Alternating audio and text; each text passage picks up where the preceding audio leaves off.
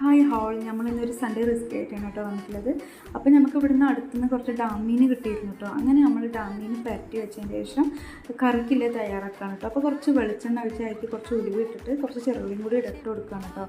അങ്ങനെ ചെറുള്ളിയും കൂടി ഇട്ടിട്ട് നല്ല വഴറ്റി കൊടുക്കാറുണ്ട്. അപ്പോൾ പൊതുവെ നമ്മൾ ചെറുള്ളി എതിലിട്ടാലും നല്ല ടേസ്റ്റ് ആണല്ലോ. അങ്ങനെ നല്ല വഴറ്റി കൊടുത്തതിന് ശേഷം അതിനുള്ള മസാല തയ്യാറാക്കുകയാണ് കേട്ടോ. അപ്പോൾ കുറേ തേങ്ങയും തക്കാളിയും മസാലകളൊക്കെ അരച്ചെടുക്കുകയാണ് കേട്ടോ. അരച്ചെടുക്കുമ്പോൾ ഒന്നും കൂടി ടേസ്റ്റ് ആയിരിക്കും. അങ്ങനെ പുളിവെള്ളമൊക്കെ ഒഴിച്ചിട്ടതിന് ശേഷം നല്ല കറി തിളച്ച് വരുമ്പോൾ അതിലോട്ട് ഓരോ മീനായിട്ട് ഇട്ട് കൊടുക്കുകയാണ് കേട്ടോ.